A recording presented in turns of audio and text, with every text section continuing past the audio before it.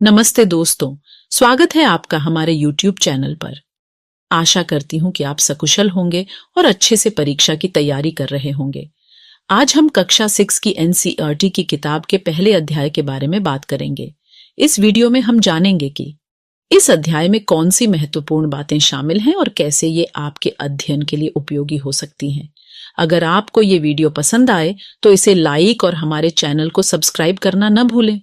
इससे हमें प्रोत्साहन मिलेगा और हम आपके लिए आगे भी ऐसे ही और अच्छे वीडियो बना पाएंगे। तो चलिए बिना किसी देरी के शुरू करते हैं।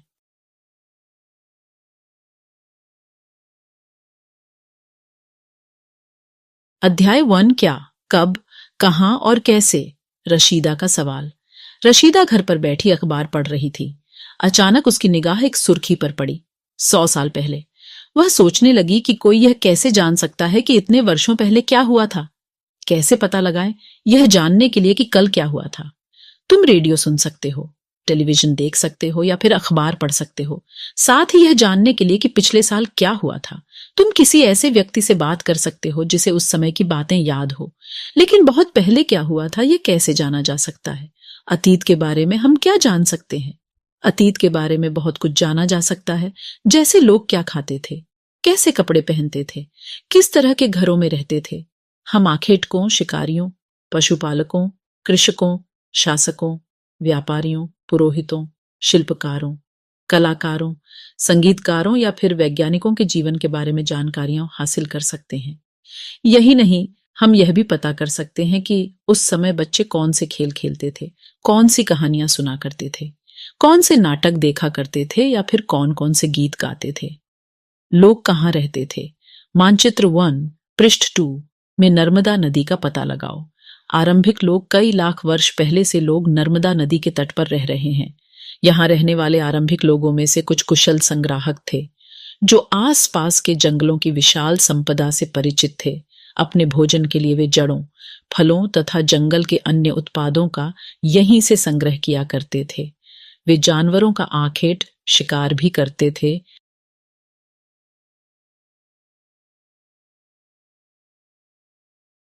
अब तुम उत्तर पश्चिम की सुलेमान और किरथर पहाड़ियों का पता लगाओ।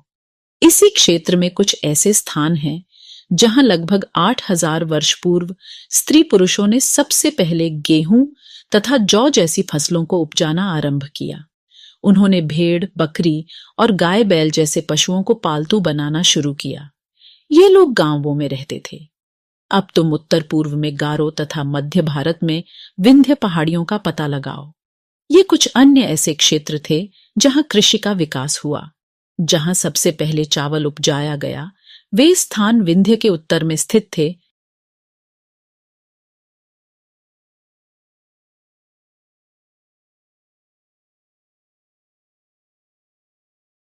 मानचित्र पर सिंधु तथा इसकी सहायक नदियों का पता लगाने का प्रयास करो।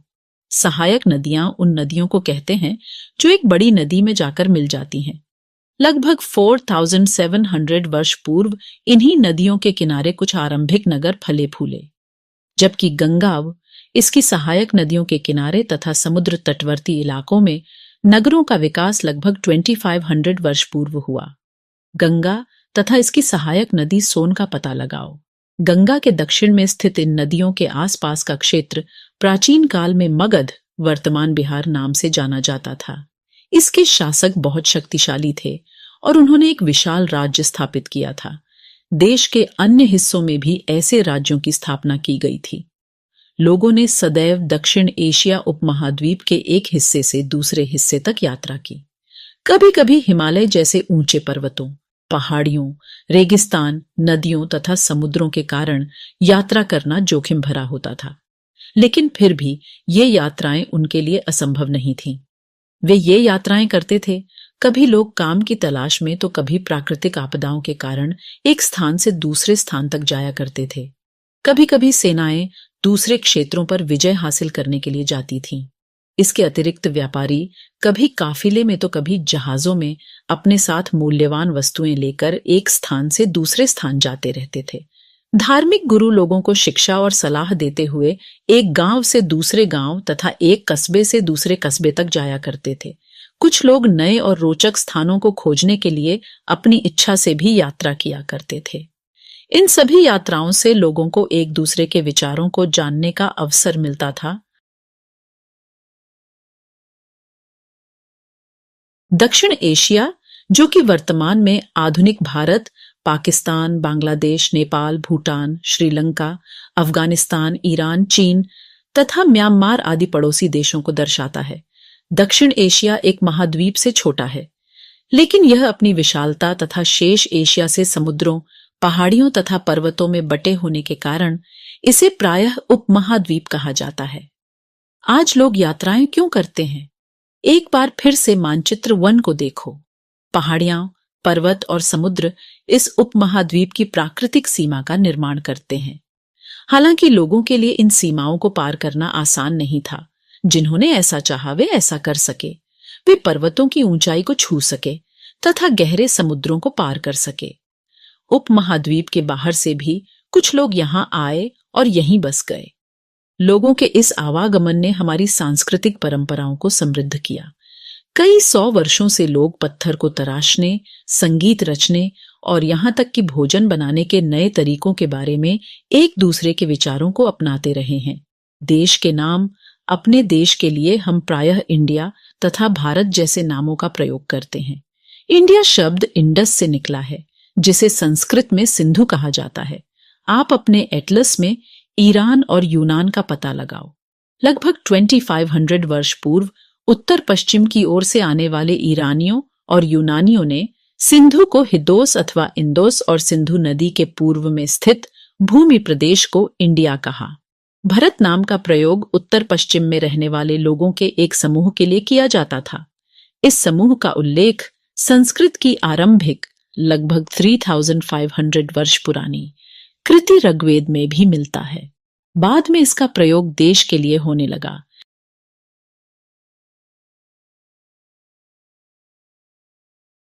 अतीत के बारे में कैसे जानें? अतीत की जानकारी हम कई तरह से प्राप्त कर सकते हैं। इनमें से एक तरीका अतीत में लिखी गई पुस्तकों को ढूंढना और पढ़ना है। ये पुस्तकें हाथ से लिखी होने के कारण पांडुलिपि कही जाती हैं। अंग्रेजी में पांडुलिपि को मैन्यूस्क्रिप्ट कहते हैं, जो कि लैटिन शब्द है जिसका अर्थ हाथ से लिखा। ये पांडुलिपियां प्रायः ताड़पत्रों अथवा हिमालय क्षेत्र में उगने वाले भूर्ज नामक पेड़ की छाल से विशेष तरीके से तैयार भोजपत्र पर लिखी मिलती है। ताड़पत्रों से बनी पांडुलिपि का एक पृष्ठ भूर्ज पेड़ की छाल से बनी ऐसी ही एक पांडुलिपि को तुम यहाँ देख सकते हो। ये पांडुलिपि लगभग 1000 वर्ष पहले लिखी गई थी। किताब बनाने के लिए ताड़ के पत्तों को काटकर उनके अलग अलग हिस्सों को एक साथ बांध दिया जाता था। इतने वर्षों में इनमें से कई पांडुलिपियों को कीड़ों ने खा लिया तथा कुछ नष्ट कर दी गईं। फिर भी ऐसी कई पांडुलिपियां आज भी उपलब्ध हैं। प्रायः ये पांडुलिपियां मंदिरों और विहारों में प्राप्त होती हैं। इन पुस्तकों में धार्मिक मान्यताओं व व्यवहारों, राजाओं के जीवन, औषधियों तथा विज्ञान आदि सभी प्रकार के विषयों की चर्चा मिलती है। इनके अतिरिक्त हमारे यहाँ महाकाव्य, कविताएं तथा नाटक भी हैं। इनमें से कई संस्कृत भाषा में लिखे हुए मिलते हैं, जबकि अन्य प्राकृत और तमिल भाषा में हैं।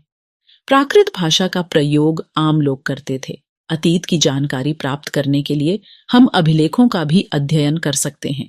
अभिलेख पत्थर अथवा धातु जैसी कठोर सतहों पर उत्कीर्ण किए गए मिलते हैं। कभी कभी शासक अथवा अन्य लोग अपने आदेशों को इस तरह उत्कीर्ण करवाते थे ताकि लोग उन्हें देख सकें, पढ़ सकें तथा उनका पालन कर सकें। कुछ अन्य प्रकार के अभिलेख भी मिलते हैं जिनमें राजाओं तथा रानियों सहित अन्य स्त्री पुरुषों ने भी अपने कार्यों के विवरण उत्कीर्ण करवाए हैं। उदाहरण के लिए प्रायः शासक लड़ाइयों में अर्जित विजयों का लेखा जोख रखा करते थे। लगभग 2250 वर्ष पुराना यह अभिलेख वर्तमान अफगानिस्तान के कंधार से प्राप्त हुआ है। यह अभिलेख अशोक नामक शासक के आदेश पर उत्कीर्ण करवाया गया था। यह अभिलेख इस क्षेत्र में प्रयुक्त होने वाली यूनानी तथा अरामेक नामक 2 भिन्न लिपियों तथा भाषाओं में है। अशोक नामक शासक के विषय में तुम अध्याय 7 में पढ़ोगे।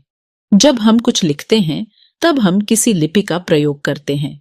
लिपियां अक्षरों अथवा संकेतों से बनी होती हैं, और जब हम कुछ बोलते अथवा पढ़ते हैं तब हम एक भाषा का प्रयोग करते हैं।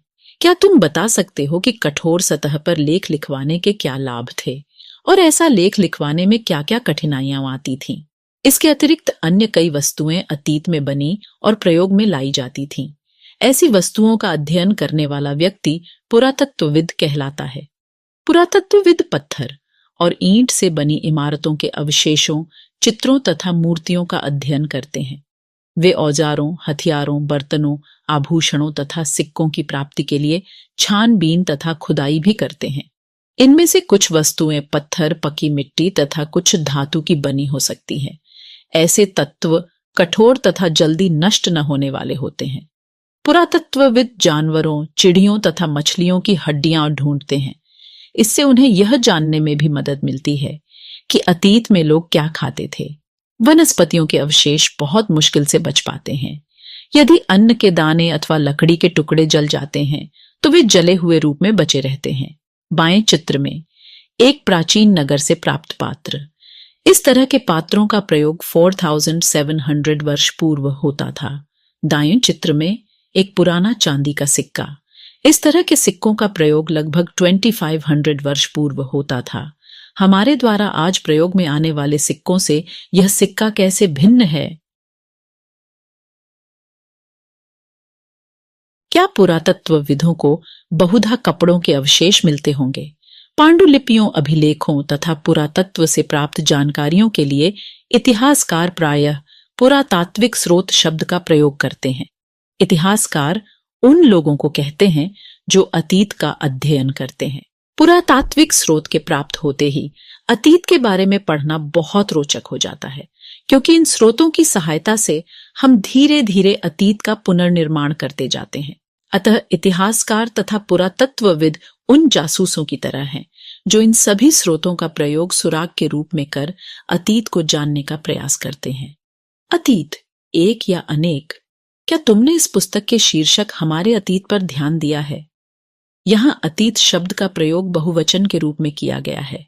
ऐसा इस तथ्य की ओर ध्यान दिलाने के लिए किया गया है कि अलग अलग समूह के लोगों के लिए इस अतीत के अलग अलग मायने थे। उदाहरण के लिए पशुपालकों अथवा कृषकों का जीवन राजाओं तथा रानियों के जीवन से तथा व्यापारियों का जीवन शिल्पकारों के जीवन से बहुत भिन्न था। जैसा कि हम आज भी देखते हैं, उस समय भी देश के अलग अलग हिस्सों में लोग अलग अलग व्यवहारों और रीति रिवाजों का पालन करते थे। उदाहरण के लिए आज अंडमान द्वीप के अधिकांश लोग अपना भोजन मछलियां पकड़कर, शिकार करके तथा फल फूल के संग्रह द्वारा प्राप्त करते हैं। इसके विपरीत शहरों में रहने वाले लोग खाद्य आपूर्ति के लिए अन्य चीजों पर निर्भर करते हैं। इस तरह के भेद अतीत में भी विद्यमान थे। इसके अतिरिक्त एक अन्य तरह का भेद है। उस समय शासक अपनी विजयों का लेखा जोखा रखते थे। यही कारण है कि हम उन शासकों तथा उनके द्वारा लड़ी जाने वाली लड़ाइयों के बारे में काफी कुछ जानते हैं, जबकि शिकारी, मछुआरे, संग्राहक, कृषक अथवा पशुपालक जैसे आम आदमी प्रायः अपने कार्यों का लेखा जोखा नहीं रखते थे। पुरातत्व की सहायता से हमें उनके जीवन को जानने में मदद मिलती है। हालांकि अभी भी इनके बारे में बहुत कुछ जानना शेष है।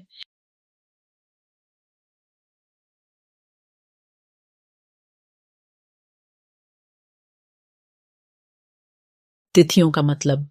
अगर कोई तुमसे तिथि के विषय में पूछे तो तुम शायद उस दिन की तारीख, माह, वर्ष जैसे कि सन 2000 या इसी तरह का कोई और वर्ष बताओगे। वर्ष की यह गणना ईसाई धर्म प्रवर्तक ईसा मसीह के जन्म की तिथि से की जाती है। अतः सन 2000 वर्ष कहने का तात्पर्य ईसा मसीह के जन्म के 2000 वर्ष के बाद से है। ईसा मसीह के जन्म के पूर्व की सभी तिथियां ईसा पूर्व, ईसा से पहले के रूप में जानी जाती है। इस पुस्तक में हम 2000 को अपना आरंभिक बिंदु मानते हुए वर्तमान से पूर्व की तिथियों का उल्लेख करेंगे। इतिहास और तिथियां। अंग्रेजी में बीसी, हिंदी में ईसा पूर्व का तात्पर्य बिफोर क्राइस्ट, ईसा पूर्व होता है। कभी कभी तुम तिथियों से पहले एडी लिखा पाते हो। ये एनो डोमिनी नामक 2 लैटिन शब्दों से बना है, जिसका तात्पर्य ईसा मसीह के जन्म के वर्ष से है।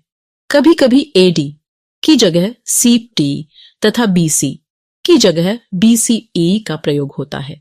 सीपटी अक्षरों का प्रयोग कॉमन एरा तथा बीसीई का बिफोर कॉमन एरा के लिए होता है। हम इन शब्दों का प्रयोग इसलिए करते हैं क्योंकि विश्व के अधिकांश देशों में अब इस कैलेंडर का प्रयोग सामान्य हो गया। भारत में तिथियों के इस रूप का प्रयोग लगभग 200 वर्ष पूर्व आरंभ हुआ था। कभी कभी अंग्रेजी के बीपी अक्षरों का प्रयोग होता है जिसका तात्पर्य बिफोर प्रेजेंट वर्तमान से पहले होता है।